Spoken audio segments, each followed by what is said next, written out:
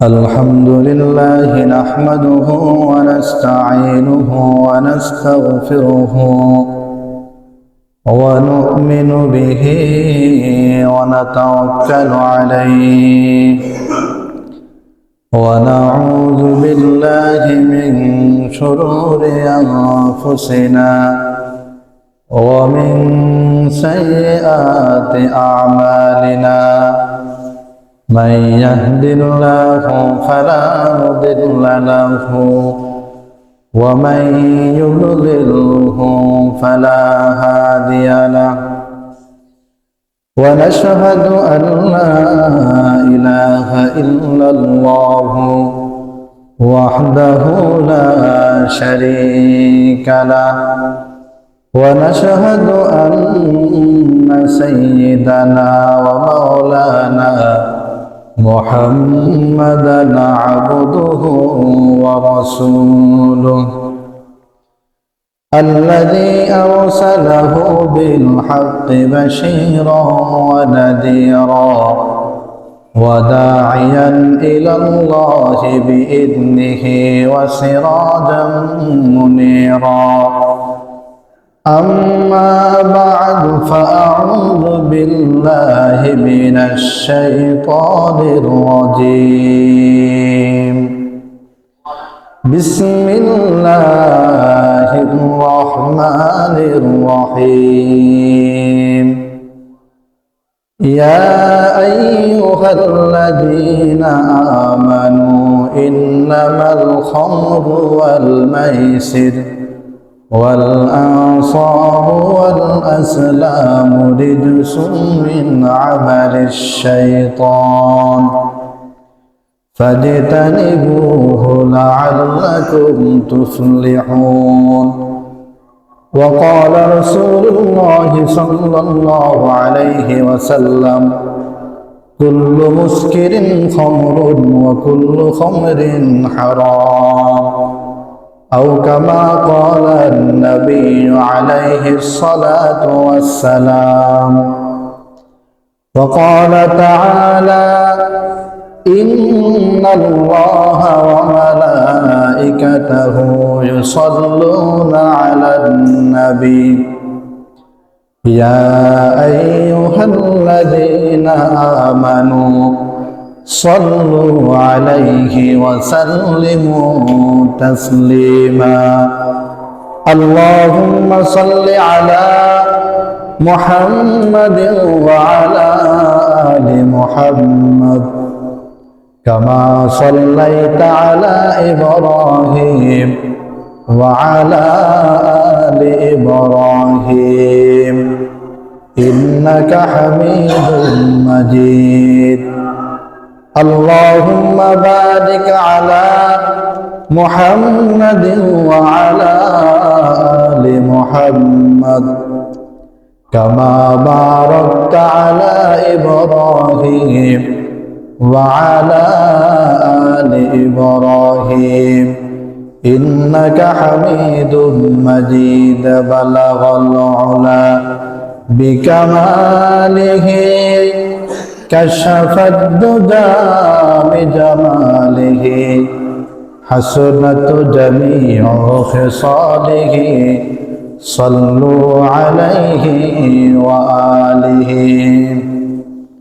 بعد توحید خداوند دے درود مصطفیٰ بعد توحید خداوند دے درود مصطفیٰ نعت آل پاک پیغم بر رسول مجتبی بلغ العلا بکمالہ كشف الدجى بجماله حسنت جميع خصاله صلوا عليه وآله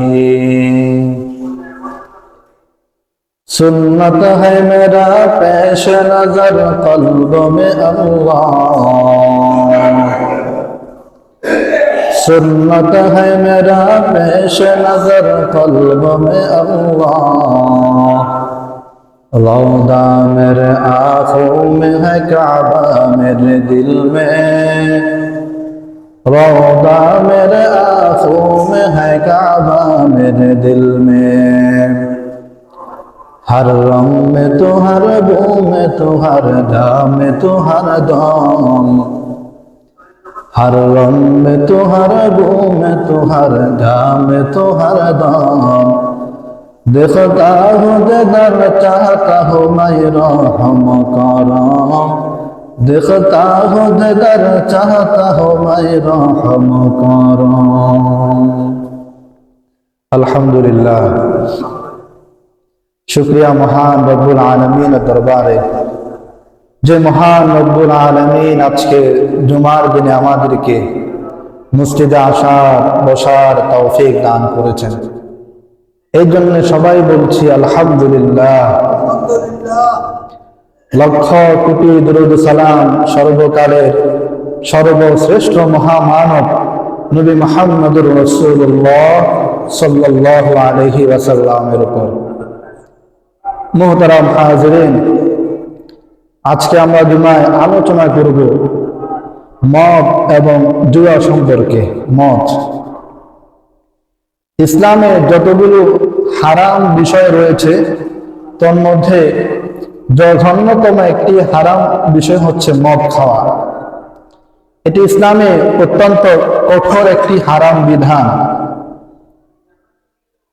রাসূল করিম সাল্লাল্লাহু আলাইহি সাল্লামের পূর্বে পুরো আরব বিশ্বে তৎকালীন সময়ে মানুষ মদ ছাড়া থাকতে পারত না। মদ সব সময় তাদের নিত্য পানীয় ছিল, তারা সব সময় মদ পান করত। তখনকার মদ পান কেমন ছিল? এখন যদি আমরা ইউরোপ আমেরিকার দিকে তাকাই তাহলে আমরা বুঝতে পারি তখনকার মদ পান কেমন ছিল।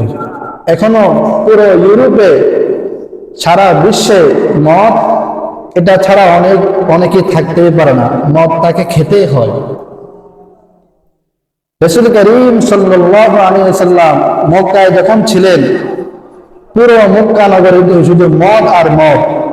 আবু জাহেল, উতবা, সাইবা, যত ধরনের বড় বড় কাফের লিডার ছিল সবগুলো মদ পান করত। আল্লাহ রাসূল যখন মক্কা থেকে হিজরত করে মদিনায় আসলেন, তখন পুরো মদিনা নগরীতে মদ আর মদ, কি ছোট কি বড় সবাই মদ খায়। তখন কয়েকজন লোক মদিনার তারা আল্লাহর হাবিবকে জিজ্ঞেস করলো, ইয়া রাসূলুল্লাহ, মদ সম্পর্কে ইসলাম কি বলে? ইসলামে কি মদ পানের বিধান রয়েছে? ইসলাম কি বলে মদ পান সম্পর্কে? যখন এই মদিনার কয়েকজন সাহাবী জিজ্ঞেস করলেন, তখন আল্লাহ রাব্বুল আলামিন এই মদকে একসাথে হারাম করেন নাই। কারণ তখনকার বিশ্বে মদ পান মানুষের মজ্জাগত মগজে মিশে গেছে, এত সহজে তারা এটাকে ছাড়তে পারবে না, এতটাই তারা বেশি পান করত। কিতাবের মধ্যে লিখেছে যে মদ ছিল তৎকালীন সময়ের খাদ্য, তারা এটা ছাড়া তারা থাকতেই পারত না। এই জন্য আল্লাহ পাক মদকে একসাথে হারাম করেন নাই, 3 ধাপে হারাম করেছেন, ধাপে ধাপে। যখন সাহাবায়ে কেরাম জিজ্ঞেস করলেন যে মদ সম্পর্কে ইসলাম কি বলে, তখন আল্লাহ পাক মদ পান সম্পর্কে একটি আয়াত নাযিল করলেন, যে আয়াতে মদ পানকে হারাম করা হয় নাই, সম্পূর্ণ হারাম করা হয় নাই। মদের কি কি ক্ষতি এগুলো সামান্য তুলে ধরা হয়েছে, সামান্য হারাম করা হয়েছে, পুরো হারাম করেন নাই। ইয়াসআলুনাকা আনিল খামরি ওয়াল মাইসির কুল ফীহিমা ইসমুন কাবীরুন ওয়া মানাফিউ লিন-নাস। মানুষেরা আপনাকে জিজ্ঞেস করে মদ জুয়া সম্পর্কে, আপনি বলুন কুল ফীহিমা ইসমুন কাবীর, এই মদ এবং জুয়ার মধ্যে অনেক বিশাল বড় ক্ষতি রয়েছে, অনেক বিশাল বড় ক্ষতি, অনেক গুনাহ রয়েছে, আপনি বলে দিন। ওয়া ইসমুহুমা আকবারু মিন নাফইহিমা, তবে সামান্য একটু উপকার আছে মদ পানের মধ্যে, ক্ষতি বেশি। এই আয়াত যখন নাজিল হইল, বুদ্ধিমান যারা ছিলেন তারা বুঝতে পারলে অচিরেই মদ হারাম হয়ে যাবে, কারণ এই আয়াতে মদের ক্ষতির দিকটা অনেক বড় তুলে ধরা হয়েছে। তার মানে বোঝা গেল মদ পান হারাম হতে যাচ্ছে, এখনো হারাম হয়নি। এরপরও তারা মদ পান করত, সাহাবাইকেরাম মদ পান করত, সবাই মদ পান করত, তবে আগের তুলনায় অনেক কমে গেল। এরপরে একদিন আল্লাহর হাবিবের সাহাবী হযরত আব্দুর রহমান ইবনে আউফ, তিনি একদিন খাবার দাবারের আয়োজন করলেন আসরের পরে। ওনার মেহমানরা খাবার দাবার খেয়ে মাগরিব নামাজে দাঁড়াইলেন, তখনও মদ পান হারাম হয় না সম্পূর্ণ। যখন তারা নামাজে দাঁড়াইলেন, মদ খাইলে তো মানুষের চেঞ্জ আর ঠিক থাকে না। নামাজে যিনি ইমামতি করছেন তিনি কুল ইয়া আইয়ুহাল কাফিরুন এই সূরাকে তিনি ভুল পড়তেছেন বারবার, যে ভুল পড়লে নামাজ বাতিল হয়ে যাবে। যখন এমন অবস্থা, পেছনের কয়েকজন সাহাবায়ে কেরাম এই অবস্থা দেখে আল্লাহর হাবিবকে জানাইলেন, ইয়া রাসূলুল্লাহ, মদ খেয়ে আমরা নামাজে দাঁড়াইলাম, আমাদের কেরাতের এই দুরবস্থা। তখন আল্লাহ পাক রব্বুল আলামিন মদ সম্পর্কে দ্বিতীয় আয়াত নাযিল করলেন, ইয়া আইয়ুহাল্লাযীনা আমানু লা তাকরাবুস সালাতা ওয়া আনতুম সুকারা। হে ঈমানদারেরা, মদ যখন তোমরা খাবে তখন তোমরা নামাজ পড়বে না। মদ খাওয়ার পর তোমরা নামাজ পড়বে না, কারণ নামাজ হচ্ছে একটি পবিত্র ইবাদত। মদ খেলে যেহেতু তোমাদের মাথা ঠিক থাকে না, অতএব নামাজের আগে তোমরা মদ খাবে না। এই আয়াত থেকে কি বোঝা গেল? যে মদ খাওয়া যাবে, তবে নামাজের আগে না। নামাজের আগে মদ খাওয়া যাবে না, আর বাকি টাইম মদ খাওয়া যাবে। তখন আরো অনেক সাহাবায়ে কেরাম, অনেক মানুষ মদ পান আরো ছেড়ে দিল, পুরোপুরি ছাড়ে নাই, যেহেতু এখনো হারাম হয় নাই। তারা নামাজের আগে করে মদ খেয়ে নিত, কিন্তু নামাজের সময় মদ খেত না। এরপরেও সাহাবায়ে কেরাম, মদ খাইলে তো মানুষ আর ঠিক থাকে না, মদের যে ক্ষতি এগুলো যখন ক্রমমান বিদ্যমান হতে দেখা দিল মদিনায়, তখন আল্লাহ পাক রব্বুল আলামিন মদ সম্পর্কে চূড়ান্ত তৃতীয় ধাপে আয়াত নাযিল করে কিয়ামত পর্যন্ত মদকে হারাম করে দিলেন। সুবহানাল্লাহ। ইয়া আইয়ুহাল্লাযীনা আমানু ইন্নামাল খামরু ওয়াল মাইসিরু ওয়াল আনসাবু ওয়াল আজলাম রিজসুম মিন আমালিশ শাইতানি ফাজতানিবুহু লাআল্লাকুম তুফলিহুন। ঈমানদারেরা, নিশ্চয় মদ, জুয়া, ইন্নামাল খামরু ওয়াল মাইসিরু ওয়াল আনসাবু ওয়াল আজলাম, মদ, জুয়া, ভাগ্য নির্ধারণকারী আর ভাস্কর্য, এইসবকে আল্লাহ রাব্বুল আলামিন হারাম করে দিয়েছেন। অতএব তোমরা এগুলো পরিত্যাগ করো, ফাজতানিবুহু, এগুলো পরিত্যাগ করো। মদ, জুয়া তোমরা ছেড়ে দাও, মদ পান তোমরা করবে না। আল্লাহ রাব্বুল আলামিন মদ সম্পর্কে প্রথম আয়াত নাযিল করে পৃথিবীর মানুষকে জানিয়ে দিলেন, পৃথিবীর মানুষেরা মদ পান আস্তে আস্তে করে ছেড়ে দাও। এরপর আল্লাহ পাক আবার দ্বিতীয় আয়াত নাযিল করে মানুষকে জানিয়ে দেন, ও পৃথিবীর মানুষেরা মদ পান তোমরা ছেড়ে দাও। দুইবার মানুষকে সতর্ক করার পরে আল্লাহ রাব্বুল আলামিন সর্বশেষ বিধান জারি করে দিলেন, আজকে থেকে কিয়ামত পর্যন্ত এই পৃথিবীর জমিনে কোন মুমিন মুসলমান মদ পান করতে পারবে না, মদ খেতে পারবে না। কেন মানুষ মদ পান করতে পারবে না? আল্লাহ পাক পরের আয়াতে নাযিল করলেন, إنما يريد الشيطان أن يوقع بينكم العداوة والبغضاء في الخمر والميسر ويصدكم عن ذكر الله আল্লাহ পাক জানায় দেন মদ আর জুয়া এই দুইটার মাধ্যমে শয়তান পরস্পরের মধ্যে ঝগড়া বিদ্বেষ বাড়িয়ে দেয়। মদ খাওয়ার পরে জুয়া খেলার পরে মানুষের মধ্যে শয়তান ইউরিদু শাইতানু আইয়ুকিয়া বাইনাকুমুল আদাওয়াতা শত্রুতা বাড়িয়ে দেয়, ওয়াল বাগদা বিদ্বেষ বাড়িয়ে দেয়। দুইটা মদ আর জুয়া এই দুটা খেলে কি হয়? এক নম্বর পবিত্র কোরআন বলছে মানুষের মধ্যে শত্রুতা তৈরি হয়। দুই নম্বর ওয়াল বাগদা বিদ্বেষ তৈরি হয়। মদ খেলে কি শত্রুতা তৈরি হয় সেটা আমরা একটু পরে বলছি, কিন্তু জুয়া খেললে কি শত্রুতা আর বিদ্বেষ তৈরি হয়? জুয়া খেলেছে, খেলতে খেলতে প্রথম দিন অনেক টাকা লাভ, জুয়া খেলে অনেক টাকা লাভ, তো লাভের ভাগ কে ছাড়ে? পরের দিন ডাবল জুয়া খেলে, পরের দিন ডাবল লাভ, এরপরে 3 ডাবল লাভ, এরপরে একসাথে সব গপ্পে। এরপরে জুয়া খেলে হাঁটতে হাঁটতে নিজের পকেটের খরচ নিজের সব শেষ হতে হতে অবশেষে ভিটামাটি এগুলো শেষ হয়ে যায়, ঘর বাড়ি ছাড়া হয়ে যায়। এটা তো যদি থাকে তখন, যদি না থাকে তখন কি করে? যার সাথে জুয়া খেলে, যখন আপনি জুয়ায় হেরে গেলেন, তাকে আপনি যেই টাকাটা ধার্য করলেন সেটা আপনার কাছে নেই, তখন আপনি কি করবেন? তখন এরা কি করে? যার কাছে হেরে যায় তাকে পরবর্তীতে মেরে ফেলেন, ওই যে তাকে টাকা দিতে হবে এর জন্য তাকে মেরে ফেলে, তার সাথে শত্রুতা শুরু করে দেয়। জুয়া জুয়া সম্পর্কে আমরা একদিন বিশদ আলোচনা করবো ইনশাআল্লাহ। ঠিক মদ খেলেও মানুষের মধ্যে শত্রুতা, বৈরতা, মানুষের মধ্যে বিদ্বেষপনা তৈরি হয় মদ খেলে। রাসূল করিম সাল্লাল্লাহু আলাইহি ওয়াসাল্লাম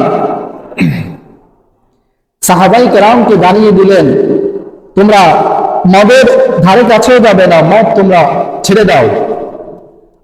মদের চূড়ান্ত আয়াত যখন নাজিল হয়ে গেল, সাহাবাই কেরাম যে মদ মুখের মধ্যে নিয়েছেন খাওয়ার জন্য, তিনি আর গিললেন না, মদ উগলে ফেলে দিলেন। যার হাতে গ্লাস ছিল মদ খাওয়ার জন্য, তিনি আর গ্লাসকে তিনি আর মুখের ধারে নিলেন না, ফেলে দিলেন। যার জগে, বোতলে, তারপরে কলসে, বিভিন্ন পাত্রে যাদের মদ ছিল সবগুলো ফেলে দিলেন। হাদিসের মধ্যে এসছে, যেদিন চূড়ান্ত ভাবে মদ হারাম করা হয়, মদিনার অলিতে গলিতে শুধু মদ আর মদ, সমস্ত সাহাবায়ে কেরাম, মদিনার সব মানুষ তাদের মদ গুলো তারা ফেলে দিয়েছে। চিরতরে কোরআনের আয়াতের প্রতি তারা সম্মান এবং আয়াতকে তারা মেনে নিয়েছে, মদ তারা সাথে সাথে সব ফেলে দিয়েছে।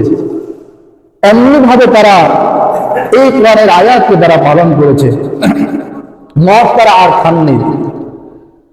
আল্লাহর হাবিব বলেন, জান্নাতে 4জন ব্যক্তি জান্নাতে প্রবেশ করবে না। 4 ব্যক্তি। লা ইয়াদখুলুল জান্নাতা আকুন, 1 নম্বর যে মাতা পিতার অবাধ্য, ওয়ালা কম্মারুন, 2 নম্বর যে জুয়া খেলে, 3 নম্বর ওয়ালা মুদমিনু খামার, যে মদ খায়, 4 নম্বর ওয়ালা মান্নানুন, যে কারো উপকার করে খোটা দেয়। এই 4 ব্যক্তি জান্নাতে প্রবেশ করবে না। এই 4 ব্যক্তি জান্নাতে প্রবেশ করবে না, আল্লাহর হাবিবের ঘোষণা। এখন আসুন আমরা মদ কাকে বলে আর মাদক কাকে বলে একটু আমরা এখন বুঝবো। দুটা জিনিস, একটা হচ্ছে মদ, একটা হচ্ছে মাদক। আমাদের বর্তমান বিশ্বে অনেকেই এই দুটাকে একসাথ করে ফেলে। তারা বলে মদ আর মাদক ভিন্ন, এক না। আমরা দেখব মদ আর মাদক এক নাকি ভিন্ন। মদ কাকে বলে? মদ হচ্ছে বোতলের মধ্যে যেগুলো থাকে এটাকে কি বলে? মদ। আর মাদক কাকে বলে? মাদক হচ্ছে বোতলের বাহিরে ইয়াবা, এই ধরনের অনেকগুলো নাম আছে না, আমরা মসজিদের কারণে নামগুলো উচ্চারণ করলাম না, গাঁজা, এই ধরনের অনেকগুলো নাম আছে, এগুলো হচ্ছে মাদক।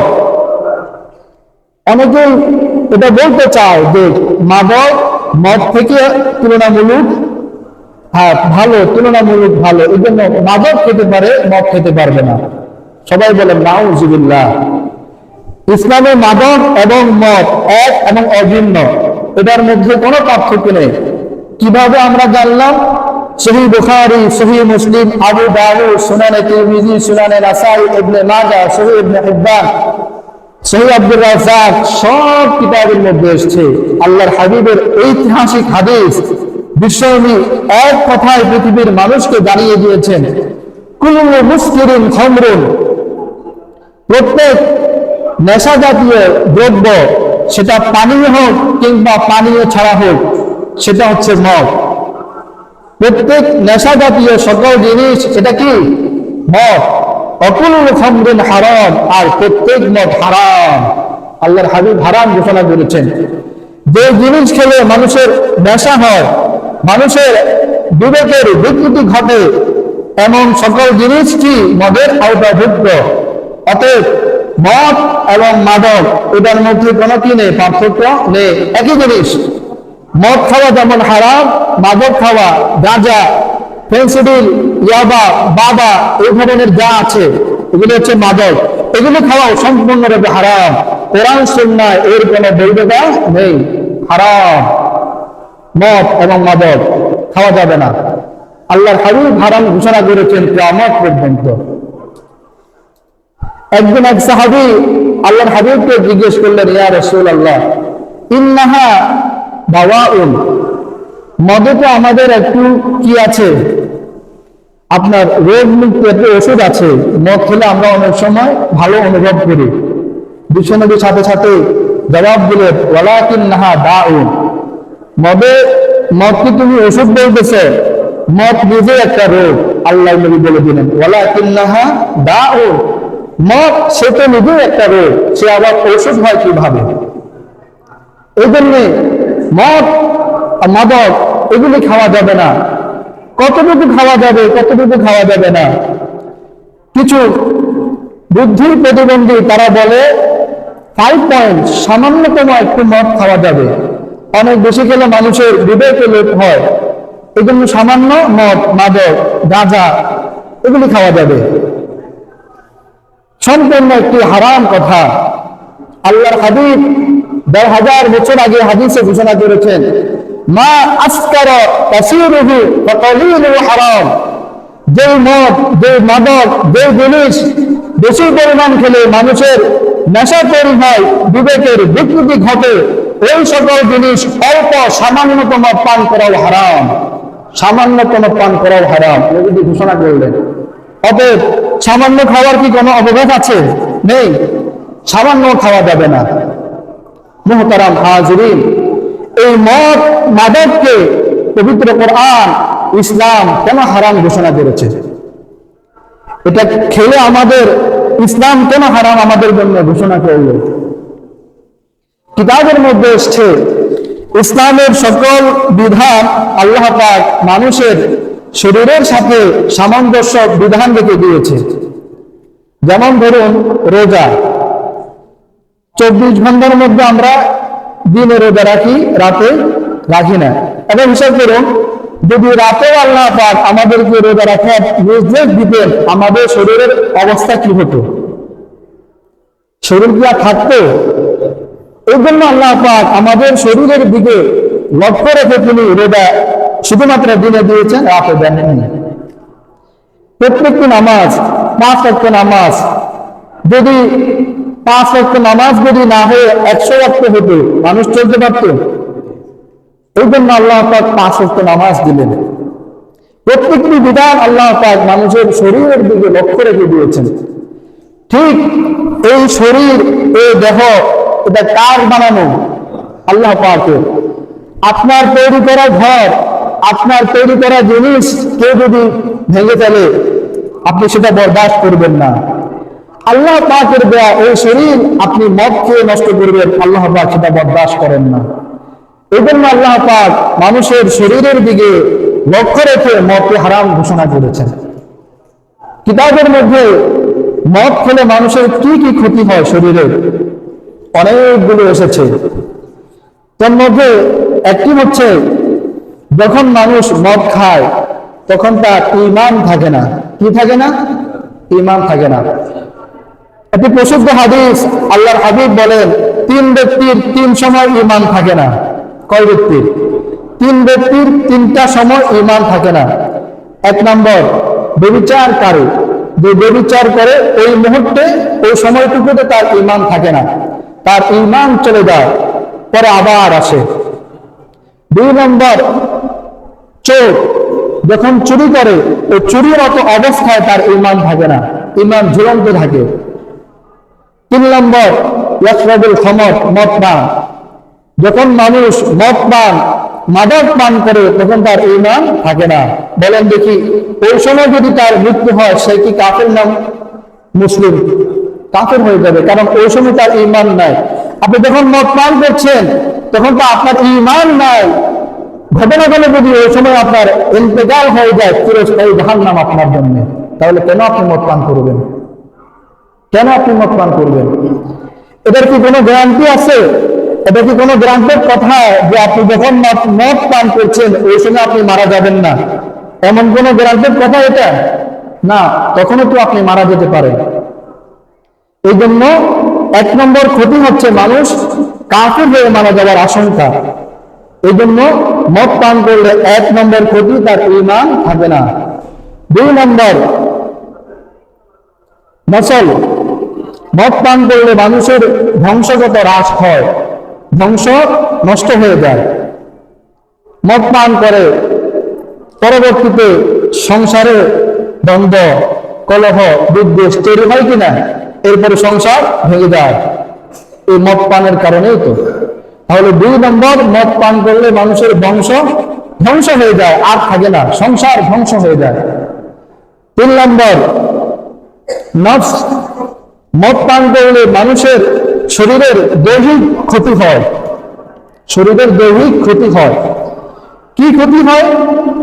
কিতাবের মধ্যে লিখেছে, মদ পান করলে 1 নম্বরে মানুষের লিভার ক্যান্সার হয়, 2 নম্বরে ফুসফুসে ক্যান্সার হয়, 3 নম্বরে শরীরের প্রত্যেকটি অঙ্গ প্রত্যঙ্গে হাড় সবগুলো আস্তে আস্তে চিবিয়ে যায়। দেখবেন যারা মদ পান করে ওরা অনেক আপনার দেহের অধিকারী হয় না, আস্তে আস্তে তাদের শরীরটা চিবিয়ে যায়, চেহারা নষ্ট হয়ে যায় মদ পান করলে। এই জন্য পৃথিবীতে এমন একটি গুনাহ, যে গুনাহ করলে আল্লাহ পাক মাফ করে দেন, তবে এই গুনাহের ক্ষতি এটা আর পূরণ করা সম্ভব হয় না, এটা হচ্ছে মদ।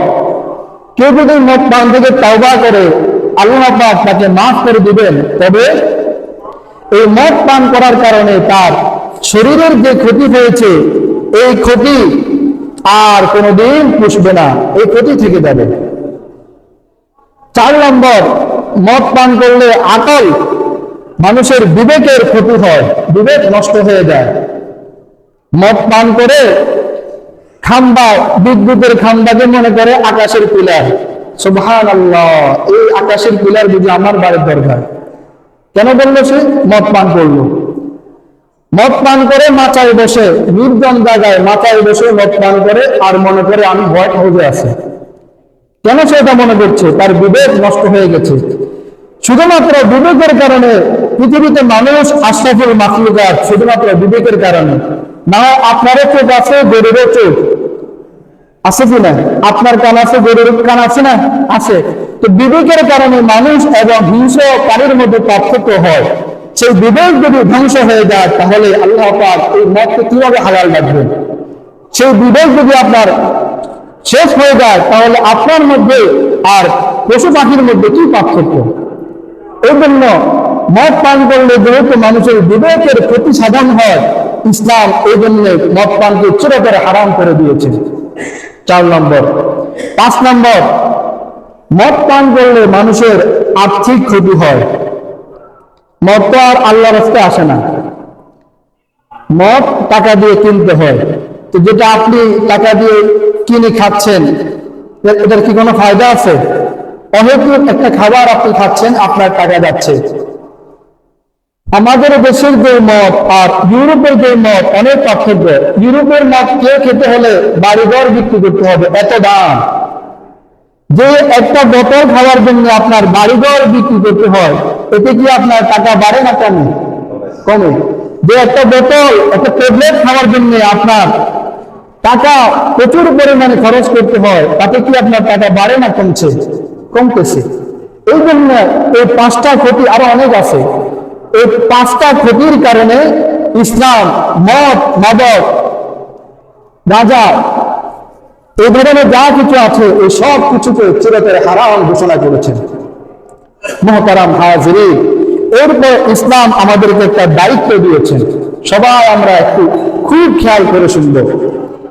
আমরা বুঝলাম মদ, মাদকের মাধ্যমে সমাজ ধ্বংস হয়ে যায়। এখন আমাদের কি দায়িত্ব? আল্লাহর হাবিব ঘোষণা করেছেন, যে সংসারে কেউ মদ পান করবে, যে সংসারে কেউ মদ পান করে, ওই সংসার তো আর থাকে না। সংসার কি হয়ে যায়? ধীরে ধীরে ধ্বংস হয়ে যায়। সে রাতে বাসায় থাকে না, বাহিরে থাকে মদ পান করে, এই সংসার আর টিকে না। এই জন্য ইসলাম আমাদেরকে বিধান দিচ্ছে, যে সংসারে যে ব্যক্তি মদ পান করবে, বাকি সকল সদস্যদের দায়িত্ব হচ্ছে ওই ব্যক্তিকে মদ পান থেকে বিরত রাখা, তাকে ফেরানো, যেভাবে হোক তাকে ফেরানো বাকি সকলের দায়িত্ব। কারণ তার কারণে পুরো সংসার ধ্বংস হয়ে যাবে। 2 নম্বর, যেই সমাজে মানুষ মদ পান করে, প্রথমে তো সবাই আর মদ পান করে না, একজন মদ পান করে, একজনের পরে একজনের বরকতে 2 জন আসে, 2 জন থেকে 6 জন, 6 জন থেকে 9 জন, এভাবে ক্রমান্বয়ে বৃদ্ধি পেতে থাকে। এরপরে পুরো সমাজ আস্তে আস্তে মদ পানে ধ্বংস হয়ে যায়। এই জন্য যে সমাজে যদি কেউ মদ পান করে, সমাজের বাকি সকল লোকের দায়িত্ব এবং কর্তব্য তাদেরকে এই মদ পান থেকে ফেরানো, যেভাবে হোক, আইনগত হোক, সামাজিক হোক, যে ব্যবস্থাপনা গ্রহণ করলে মদ পান থেকে তাদেরকে ফেরানো যাবে, ওই সকল ব্যবস্থাপনা গ্রহণ করা সমাজের সকল লোকের দায়িত্ব এবং কর্তব্য। যদি কেউ না করে, কাল কিয়ামতের ময়দানে জবাব দিতে হবে। মুহতারাম হাজিরিন, মদ এটি একটি ভয়াবহ মারাত্মক একটি জিনিস। ইসলামের চূড়ান্ত হারামের যে বিধানগুলি, এর মধ্যে একটি হচ্ছে মদ। আমরা সব সময় যারা মদ পান করে, মদ্যপানে যারা অভ্যস্ত, তাদের জন্য আমরা দোয়া করব এবং পাশাপাশি আমরা চেষ্টাও করব তাদেরকে এই খারাপ কাজ থেকে ফেরানোর জন্য। এটা আমাদের দায়িত্ব এবং কর্তব্য। এটা আমাদের দায়িত্ব এবং কর্তব্য। যদি না করে কেউ, আল্লাহ পাকের দরবারে জবাবদিহি করতে হবে। এই জন্যে আমরা চেষ্টা করব সমাজে, সংসারে, যে স্থানে যেখানে যারা মদ পানে অভ্যস্ত, মদ পান করছে, তাদেরকে কিভাবে ফেরানো যায় সেই চিন্তা, সেই ফিকির, সেই ভাবনা আমাদের করতে হবে। এটা আমাদের দায়িত্ব। মহান রব্বুল আলামিন আমাদের সকলকে এই মহান দায়িত্ব পালনে অগ্রসর হওয়ার তৌফিক দান করুন।